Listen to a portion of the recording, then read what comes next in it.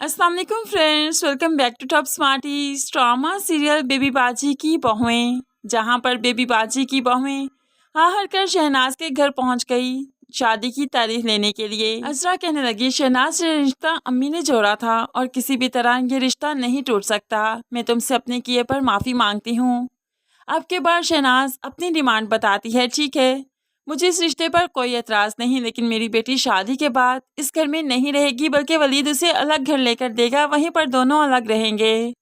ये बात तो बेबी बाची की बहुओं को और बेटों को बहुत परेशान कर देती है, क्योंकि उन्होंने ठान रखा है कि वो हमेशा ही साथ रहेंगे, एक साथ ही अपने गम बांटेंगे, अपनी खुशियाँ बांटेंगे। लेकिन शहनाज की ये डिमांड सुनकर सभी परेशान हो गए।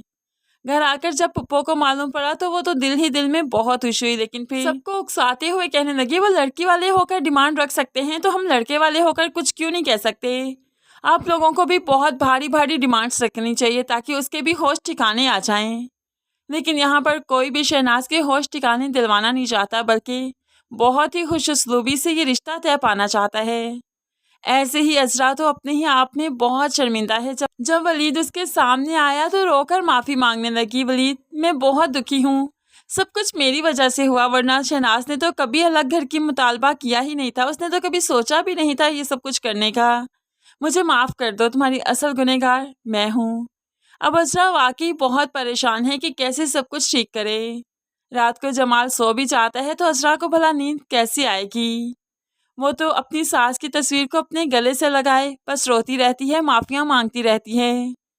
अब सोच रही है कि कैसे इस सारे मामले को ठीक करेगी। दूसरी तरफ अब यहाँ पर फरज, जिसे कि घर के मामला से कुछ लेना देना ही नहीं, जो कि सिर्फ अपनी फ्रेंड्स के साथ टाइम पास कर रही है। सभी घर में काफ़ी परेशान हैं, लेकिन फरज जो कि बाद में आई, उसे तो मालूम ही नहीं घर में हुआ क्या। ऐसे में अस्मा और अजरा को काफ़ी गुस्सा है फरज पर, लेकिन फिर भी गुस्से के घूंट वो यहाँ पर पी ही जाती हैं। कुरैशी साहिब को जब शहनाज की डिमांड्स का पता चला तो भड़क उठा।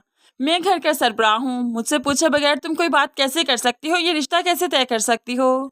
क्या मैं कोई गधा हूँ जिसकी कोई औकात नहीं, जिसकी कोई वक़्त नहीं, जिससे कुछ पूछोगी नहीं। कुछ भी मामला मेरी मर्जी के बगैर नहीं होगा। अब तो शहनाज परेशान हो गई कि ये भला क्या करेगा।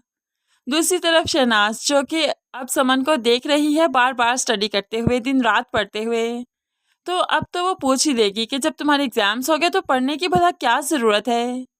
तो समन को ना चाहते हुए भी माँ को सच बताना ही पड़ेगा, जिसके बाद माँ को एहसास हो जाएगा कि समन ही गलत थी, अजरा नहीं।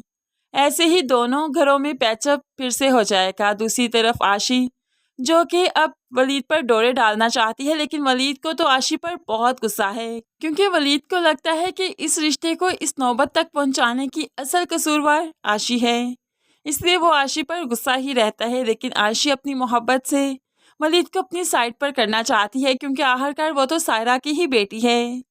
सायरा आहिस्ता ही आहिस्ता अब अस्मा का सारा कारोबार हथियाना चाहती है, इसलिए तो रिसेप्शन पर खड़ी हो गई पेमेंट खुद ही वसूल करती है।